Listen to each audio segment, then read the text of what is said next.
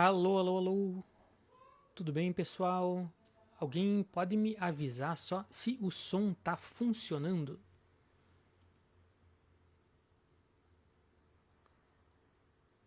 Alô, alô, alô.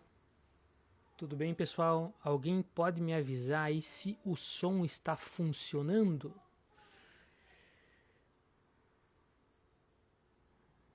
Boa noite. Me escutando? Beleza. Certinho então. Deixa eu só ajeitar aqui. Esse é o casinho que a gente vai ver.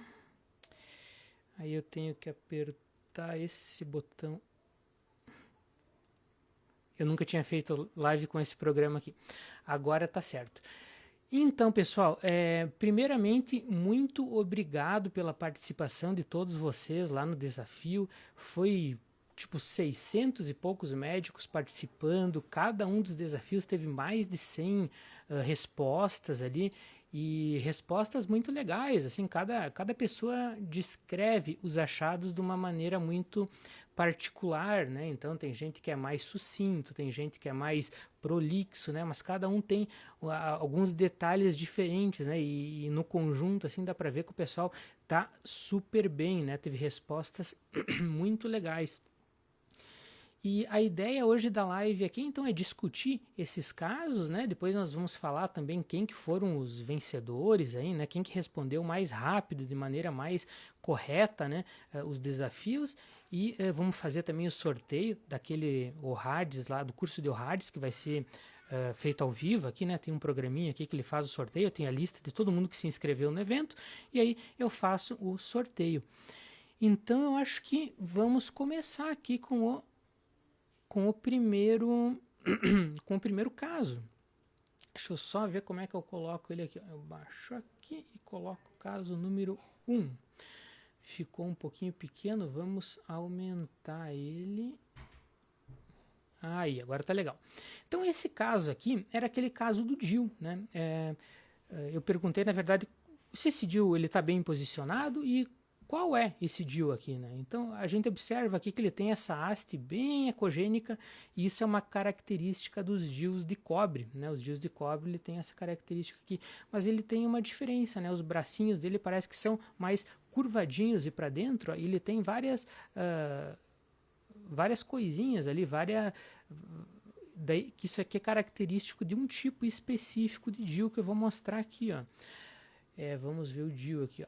Então é esse DIL aqui, né? Esse DIL que é um DIL de cobre e ele tem essa haste, esses braços horizontais aqui diferentes, né? Em formato de ômega. Então teve várias respostas diferentes nesse sentido aqui desse DIL. E uma das respostas que nós consideramos corretas é o mini DIL de cobre, né? Porque é exatamente isso, ele é um DIL um pouco menor, que é usado em pacientes que normalmente já tiveram algum problema de expulsão com o DIL tradicional, né? Então ele é colocado ali, ele tem essa vantagem, né, de por conta disso aqui, ele ser um pouco mais confortável. Inclusive algumas marcas, né, por exemplo o Andalan, aquele é Andalan Comfort, né, que é exatamente que tem esse formato de ômega. Então foram consideradas respostas corretas ali, o DIL mini DIL de cobre, o DIL em formato ômega, né, o Optima, daí tem aquele ML, né, que é o tipo específico desse aqui, então tem várias marcas. Mas teve uma resposta que chamou atenção, né, que é o Multiload. E esse DIL Multiload, na verdade, ele não está mais no mercado, né? Esse DIL, ele, em 2016, ele já saiu, e se a gente olhar o caso aqui, dá para ver que é uma haste de cobre bem nova, né? Ele é um DIL de cobre que não deve ter 8, 10 anos de idade, né? Então, essa resposta dela não foi considerada, apesar de ele ter esse mesmo formato, né? Ele já é um DIL que está fora de mercado. Então, apesar de muitas pessoas ainda chamarem, né, esse tipo de DIL de multiload, não é. Aquele lá ele já saiu e outros ocuparam essa parcela do mercado. Então, isso aqui que está na tela aqui é um resuminho que eu mandei para o pessoal lá do grupo, ó, falando algumas coisas de DIL. Né? Então, aqui a gente tem vários modelos de DIL. Esses aqui é o Mirena, esse maiorzinho, o Quilena, o menor. Né? Então, tem os DILs de cobre em T, tem esse que é o mini DIL de cobre. né? E algumas utilidades do ultrassom, tanto na parte pré-colocação de DIU, né, que a gente pode fazer aquela esterometria virtual, né, para medir então desde o fundo até o colo uterino, para que depois o ginecologista, quando ele fizer lá a inserção do esterômetro, né, que é esse aparelhinho aqui no útero, ele possa ter uma medida de comparação. Deu bem certinho que nem o ultrassom? Beleza, então não tem problema. Deu uma discrepância muito grande, 2, 3 centímetros, então o ideal é que ele peça mais algum exame, talvez tenha surgido alguma lesão ali que esteja obstruindo, ele não esteja conseguindo passar, tem que investigar antes de colocar o DIU e ele já ia ficar mal posicionado direto, né? Uma outra coisa que tem aqui são os deslocamentos, né? Como que a gente avalia a posição do DIU, né? O DIU, ele deve, e isso era uma parte da pergunta lá no desafio também, então o DIU, para ele estar bem posicionado, ele deve ter a sua haste vertical, né, que é essa parte aqui, ó, totalmente acima do orifício cervical interno, né? Então ele deve estar do orifício cervical interno para cima, de preferência, claro, tocando lá o fundo da cavidade endometrial, mas isso não é um pré-requisito, ele tem que estar, sim, acima da cavidade uterina, e os bracinhos dele, quando é o DIU de T, eles têm que estar abertos e direcionados em direção aos ósseos tubários, né? É isso aí que a gente descreve. Quando tem alterações, tem esses 4 tipos de alterações aqui. A gente pode ter um DIU deslocado, que é quando a haste vertical passa pelo orifício cervical interno, tem um pedaço do DIU que está lá dentro do colo uterino. Pode acontecer também de a gente ter a expulsão, que é quando uma parte do DIU já está passando do orifício cervical interno, ou seja, está lá dentro da vagina já uma parte. Pode estar todo expulso, ou pode ter só um pedacinho dele, ou seja, é considerado expulsão. E penetração, quando a gente tem uma parte então do DIU penetrada na musculatura do útero. Então, geralmente o que penetra são as hastes, os braços horizontais dele, né? Então, uma partezinha dele lá vai estar inserido no miométrio. Uma dica para localizar a penetração é tentar olhar o DIU, o útero no transverso, que geralmente a haste vertical ela não vai estar centrada, ela vai estar mais para a periferia, mais para um lado aqui do útero, né? Então, isso aqui é bem característico quando a gente tem o DIU lateralizado de uma das pontas dele estar penetrada. E perfuração é quando alguma parte ou todo o DIU ele ultrapassa a serose, então, né, ele passa lá, fura o útero, né? Ele pode estar totalmente fora da cavidade quando ele perfura e sai para fora, ou apenas um pedaço dele, tanto faz. As duas são consideradas perfuração. Então, basicamente é isso do primeiro caso, né? Esses que a gente considerou. Vamos ver aqui o caso número 2 agora. O caso número 2, ele era esse aqui do endométrio. Então vamos aumentar aqui. Aí. Então, o que a gente tem aqui, né? A gente tem um endométrio, só que é uma paciente na menacme, né? Mas esse endométrio aqui, ele está espessadão e ele tem cistos de permeio, né? E ele está também esses cistos a gente pode ver que eles são cistos irregulares, né? Então, como que a gente classifica assim as alterações de endométrio, né? A primeira coisa que a gente tem que ver é a ecogenicidade do endométrio. Então, vamos colocar aqui novamente o nosso resuminho aqui, ó. Primeira coisa que a gente tem que ver é a ecogenicidade. A gente pode ter um padrão que ele é uniforme trilaminar, né, aqueles próximos da metade do ciclo. Ele pode ser um endométrio hiperecogênico, tipo aqueles endométrios que estão mais para a fase final do ciclo, né? E aí tem vários tipos, mas a gente pode ter que ele seja todo uniforme ou todo heterogêneo, né? Quando a gente tem os padrões uniformes, mesmo assim ele pode ter alterações, por exemplo, cistos, e esses cistos eles podem ser regulares ou irregulares. Então, no nosso caso, aqui a gente tem um endométrio hiperecogênico e nós temos cistos irregulares dentro desse padrão aqui, né? E outras coisas que não podem faltar na nossa avaliação do endométrio é exatamente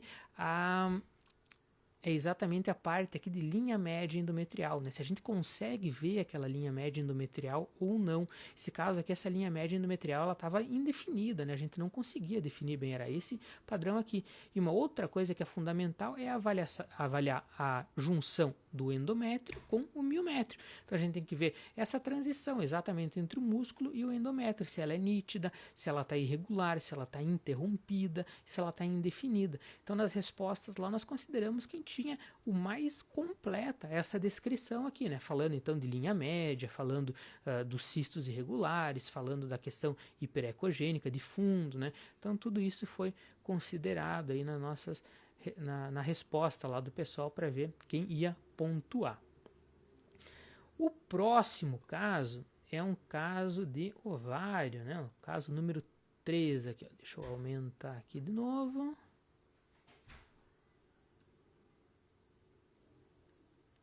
E aqui, ó, então a grande maioria do pessoal respondeu dermoide, né, cisto dermoide, e provavelmente é o que é.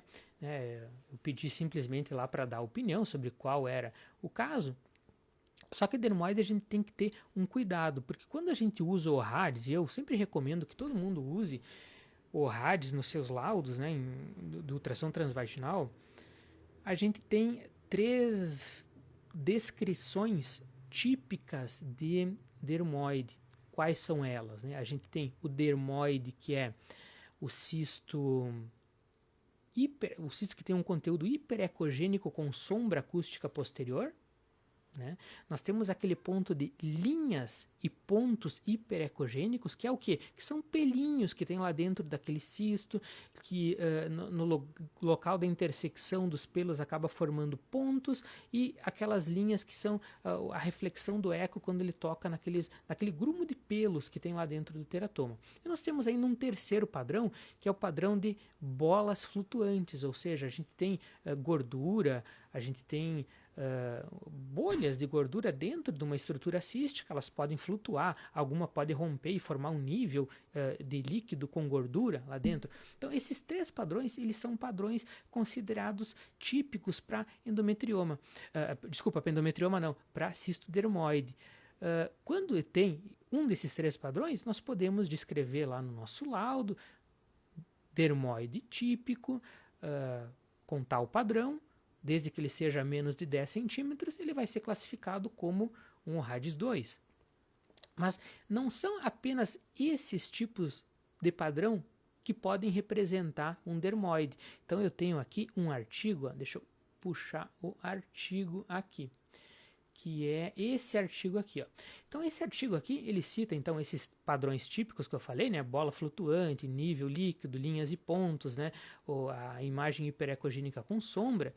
E também ele traz outros padrões que podem estar relacionados ao dermoide. Então nós temos esse padrão aqui de bolas de algodão, que é bem mais parecido com esse do caso.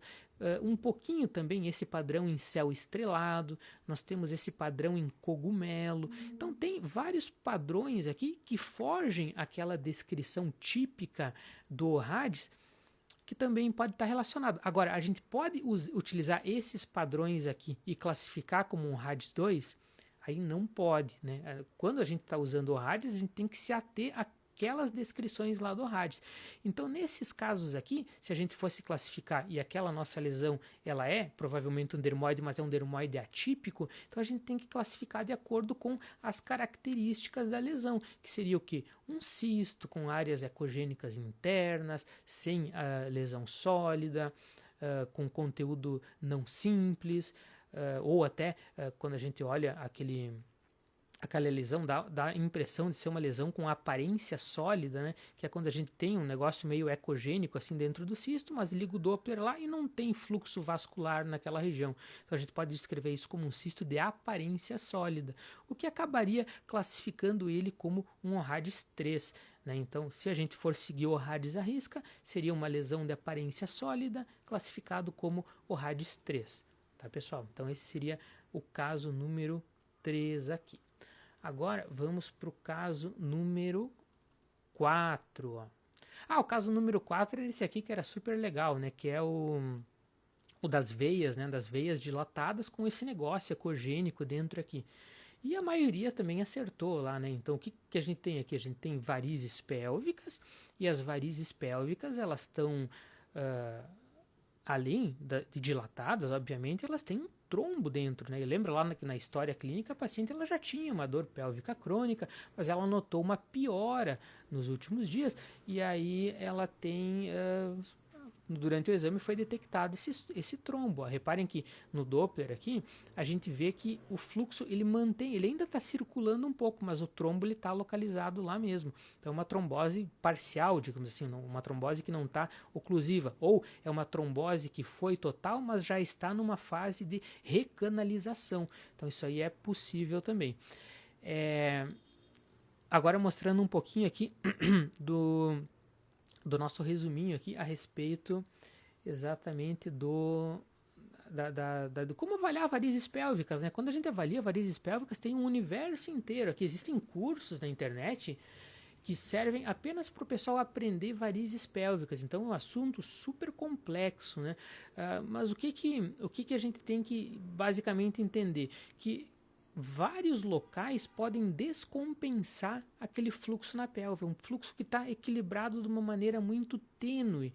Então, se a gente tem, por exemplo, uma veia renal esquerda sendo comprimida lá pela artéria mesentérica, né, uma síndrome de Nutcracker ali, a gente vai ter refluxo muitas vezes nessa veia gonadal esquerda, e isso aqui vai descompensar aqui, gerando um monte de varizes pélvicas, primeiramente desse lado aqui, mas também pode dar do outro lado, porque como eu falei, é tudo anastomosado lá, então descompensa um lado, vai descompensar o outro em seguida.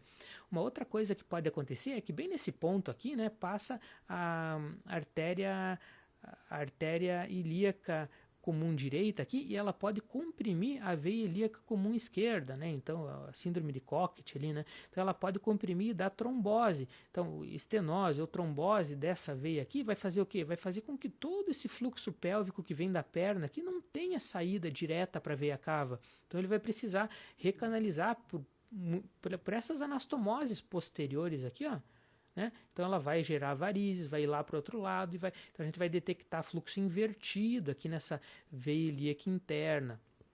E as próprias varizes, né, ali em volta do útero, em volta do miométrio, a gente vai medir o calibre. Então aqui tem um resuminho bem legal que eu deixei para o pessoal lá, para basicamente tudo que a gente precisa saber de varizes, quais vasos a gente tem que avaliar e o que a gente tem que descrever em cada um desses vasos, né? Lembrando que isso aqui é um assunto bastante complexo, né? Aqui é um super resumo, tem uma aula lá na mentoria, ela dura 1h15 lá, falando de cada detalhe, vendo para onde que essas varizes drenam na perna, quais que são os pontos de fuga pélvico. Então é um assunto que rende bastante, é um assunto bem legal. Agora vamos ver o nosso caso número 5. Deixa eu achar o caso número 5 aqui. Cadê o caso 5 aqui? Esse. Então esse aqui é um caso bem legal também, né? Eu confesso que a primeira vez que eu vi um caso desse tipo aqui, eu achei que era um tumor do intestino. Eu não conhecia ainda a endometriose, né, como lesão intestinal. Fui estudar isso anos depois. Então na época eu pensei que era uma lesão no intestino. Mas depois de um tempo a gente aprende como é que funciona a endometriose intestinal, né? Ela começa com um pontinho na parede que infiltra de fora para dentro.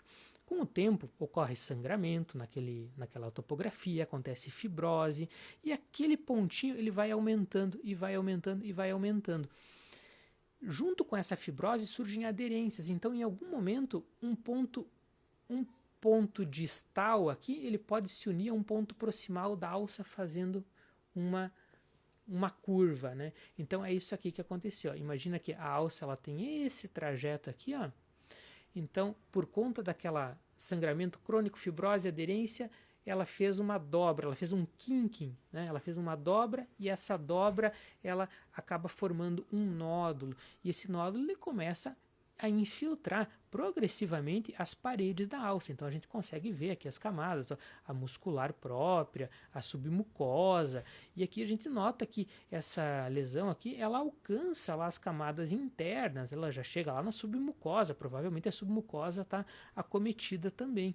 Então é uma lesão intestinal, de endometriose infiltrativa, endometriose profunda, acometendo um segmento de alça intestinal e determinando infiltração aqui até as camadas. E aí eu mandei um resuminho lá para o pessoal falando o que a gente tem que avaliar em um caso de endometriose intestinal, quais que são o que a gente tem que avaliar para colocar no laudo, né? E basicamente a gente tem que avaliar qual é o segmento intestinal acometido. Por exemplo, é uma lesão que está lá no reto, é uma lesão que está naquela junção reto-sigmoide, é uma lesão que está no cólon sigmoide. Beleza, a gente vai descrever, então, lesão lá no cólon sigmoide, e aí nós vamos dizer a profundidade, quais que são as camadas daquela alça intestinal que estão acometidas, né? E aí tem umas dicas legais, ó. A serosa, né, é mais óbvio quando ela comete apenas a serosa, até é uma endometriose mais superficial, né? Agora, quando ela já comete a parte muscular, a gente já tem uma endometriose profunda.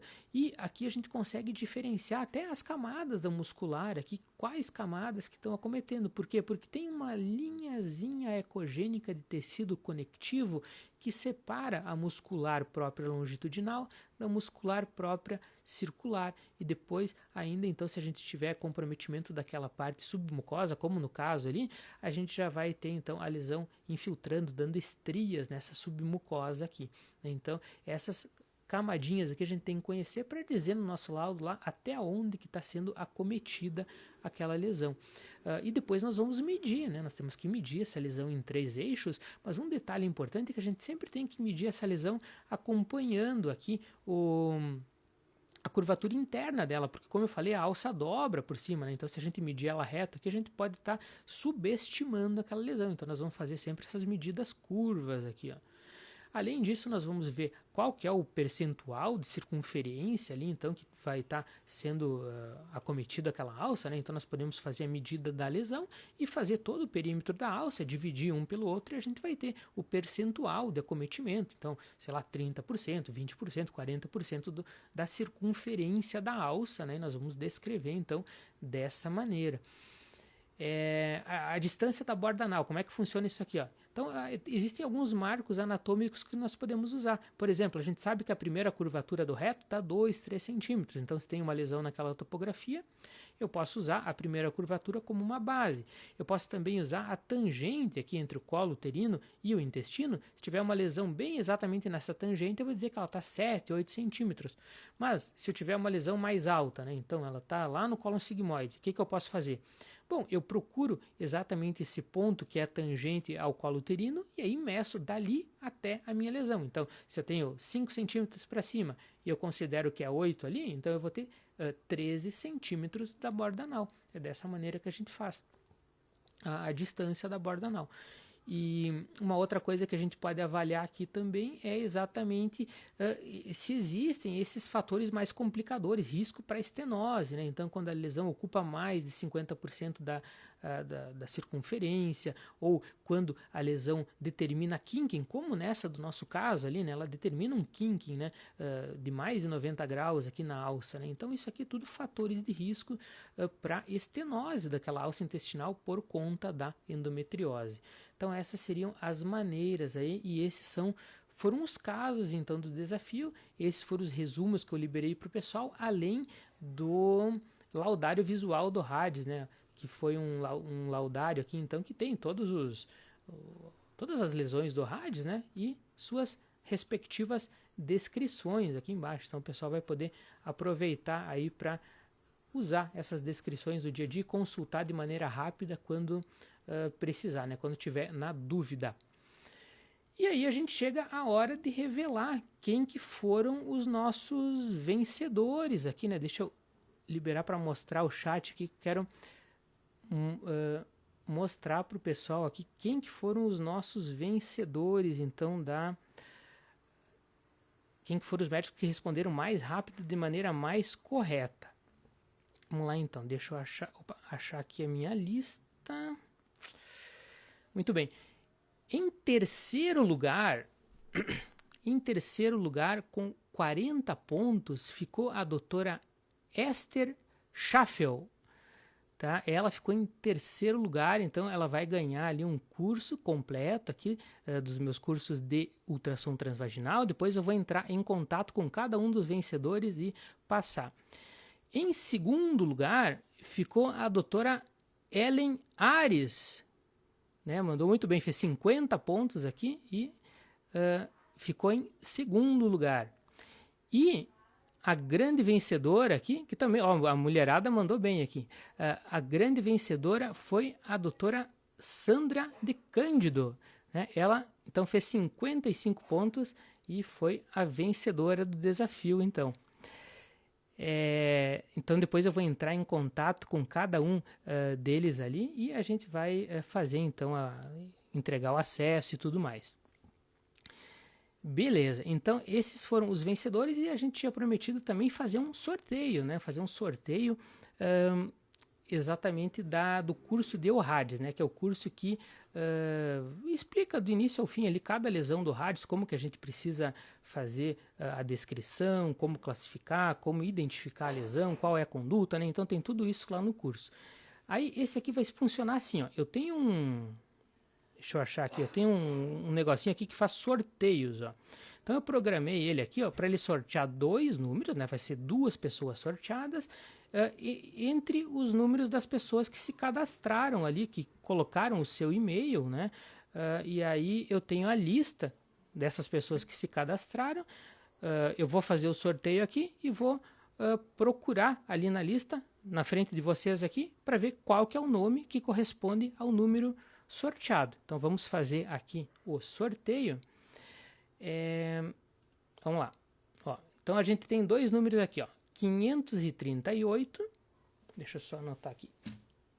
538 e o número 379. Esses foram os sorteados. Agora vamos olhar na lista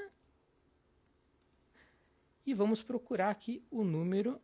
Primeiro o menor, então, 379. Ó. Vamos procurar aqui, 379.